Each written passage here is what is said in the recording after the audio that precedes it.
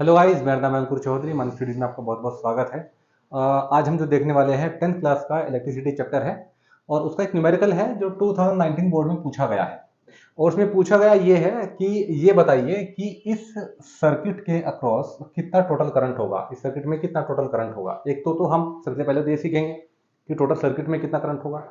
Board में तो बस यही पूछा था, लेकिन हम एक स्टेप आगे बढ़कर ये भी आपको बताएंगे कि अगर वो आपसे ये पूछ ले कि इसमें से किसी एक पर्टिकुलर रेजिस्टेंस के अक्रॉस कितना करंट होगा तो वो कैसे कैलकुलेट करें, है ना। तो चलिए सबसे पहले तो हम ये सीखते हैं कि इस पूरे सर्किट के अक्रॉस कितना करंट होगा। देखिए, आपको पता है, आप इसको मान लीजिए R1, इसको आप मान लीजिए R2। आपको पता है कि R1 और R2 किसमें है, पैरेलल में है। और पैरेलल रेजिस्टेंस को आप कैसे सॉल्व करते हैं, आप सॉल्व करते हैं इस तरह से। ये आपका R1, ये आपका हो जाएगा यहाँ पर R2। तो 1 अपॉन आर इक्विवेलेंट कितना हो जाएगा, 1 अपॉन R1। R1 कितना है आपका 12 ओम है, तो बहुत आसान है, ये आपका 12 ओम हुआ। R2 कितना है, ये भी आपका कितना है, 12 ओम है। तो 1 अपॉन आर इक्विवेलेंट कितना हो जाएगा, ये हो जाएगा 2 अपॉन 12। और यहाँ पर R जो इक्विवेलेंट होगा वो कितना हो जाएगा, 12/2, मतलब ये हो जाएगा आपका 6 ओम। आर इक्विवेलेंट मतलब इस पूरे सर्किट की अगर आप बात करते हैं, इस पूरे सर्किट की अगर आप बात करेंगे तो मतलब इस पूरे का जो आपका रेजिस्टेंस है वो कितना है, वो आपका है 6 ओम। आपके पास में कितना रेजिस्टेंस है नेट, 6 ओम। आपके पास में कितना वोल्टेज है, 6 वोल्ट। ओम से लगाइए और करंट कैलकुलेट कर लीजिए, बहुत आसान है। तो अब देखिए, आप इसमें क्या करेंगे, आपको पता है कि according to Ohm's law V equals to क्या होता है, आई आर होता है कि नहीं होता है, बिल्कुल। और आपको निकालना है यहाँ पर I, तो क्या करेंगे, V बाई आर कर देंगे। V यहाँ पर क्या है, V यहाँ पर आपको दिया गया है 6 वोल्ट, ये आपका 6 वोल्ट है। रेजिस्टेंस कितना है, 6 ओम है। तो पूरे सर्किट में जो करंट आएगा वो कितना आएगा, वो आएगा आपका 1 एम्पियर। तो मतलब यहां से जो करंट बन के चलेगा वो कितना चलेगा आपका, 1 एम्पियर बन के चलेगा। क्लियर है कि नहीं है। तो सर्किट का करंट हमने कैलकुलेट कर लिया। बट अगर वो आपसे ये पूछ ले, अगर वो आपसे ये पूछ ले कि आप ये बताइए कि किसी पर्टिकुलर रेजिस्टेंस के अक्रॉस कितना करंट जाएगा, भाई ये जो करंट आपने निकाला है ये तो पूरे सर्किट में है।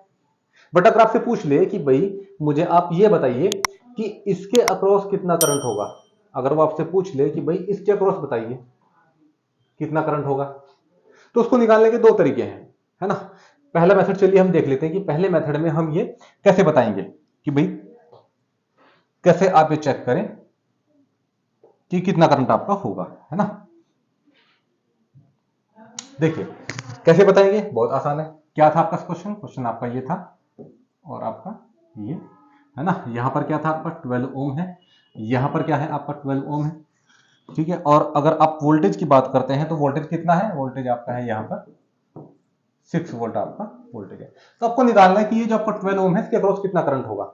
बहुत आसान है कैलकुलेट करना। देखिए, आपको ये पता है कि पैरेलल कॉम्बिनेशन में हमेशा जो वोल्टेज होता है वो कांस्टेंट रहता है, ये पता है कि नहीं पता है। आपको हमेशा ध्यान रखना है कि पैरेलल कॉम्बिनेशन में अगर दो रेजिस्टेंस अगर पैरेलल में है तो उनके बीच जो वोल्टेज रहेगा वो क्या रहेगा, हमेशा सेम रहेगा। जबकि सीरीज में क्या होता है, सीरीज में आपका करंट सेम रहता है। तो यहां पर आपके दो क्या आपके पास में रेजिस्टेंस है, ये और ये, और दोनों के अक्रॉस वोल्टेज कितना रहेगा, 6 वोल्ट ही रहेगा। यहां पर भी आपका 6 वोल्ट और यहां पर भी आपका 6 वोल्ट, क्योंकि आप ये पढ़ चुके हैं कि जो आपका रेजिस्टेंस जो पैरेलल में है उनके अक्रॉस रेजिस्टेंस सेम रहेगा। तो जितना यहां पर है उतना ही आपका इसके अक्रॉस रहेगा और उतना ही आपका इसके अक्रॉस रहेगा। क्लियर है कि नहीं। तो चलिए जरा देख लेते हैं।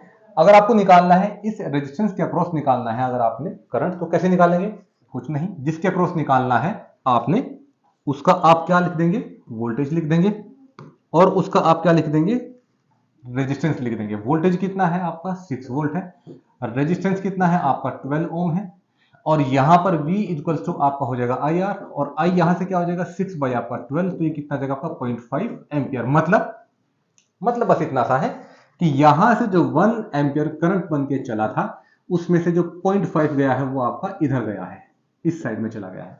तो बाकी का 0.5 कहां गया भाई, बाकी का जो 0.5 है वो आपका इधर जाएगा, इस रेजिस्टेंस के अक्रॉस होगा, बाकी का आपका बचा हुआ 0.5 एम्पियर। एक तरीका तो यह है समझने का। और दूसरा तरीका जो एकदम जिसमें आपको पेन उठाने की एकदम जरूरत भी नहीं है, वो कैसे करेंगे आप, देखिए बहुत आसान है। आपको पता है कि ये जो सर्किट है पूरा, इसमें दोनों रेजिस्टेंस का मैग्नीट्यूड सेम है, दोनों 12 ओम है। क्लियर है कि नहीं है। आपको पता है कि पूरे सर्किट का जो करंट है 1 एम्पियर है, रेजिस्टेंस दोनों सेम है। अगर पूरे सर्किट का करंट 1 एम्पियर है और दोनों रेजिस्टेंस सेम है तो आपको पता होना चाहिए कि दोनों में इक्वली करंट क्या हो जाएगा, डिस्ट्रीब्यूट हो जाएगा। तो आपको इसमें पेन उठाने की आवश्यकता नहीं पड़ेगी, आपको आंसर पहले से पता होगा। डन है कि नहीं है? तो मुझे लगता है कि ये जो क्वेश्चन है ये आपको समझ में आया होगा, है ना। 2019 के बोर्ड में सवाल पूछा गया था, इसलिए मैंने आपको ये बताया है। ठीक है, अगर इस तरह की अगर आपको और क्वेश्चंस जानने हैं, पढ़ने हैं, तो हमारा जो चैनल है मानस स्टडीज, आप उसको सब्सक्राइब कीजिए और इस तरह की वीडियोस को सर्कुलेट कीजिए, ज्यादा से ज्यादा शेयर कीजिए, है ना। आज के लिए इतना ही रखते हैं। Thank you so much.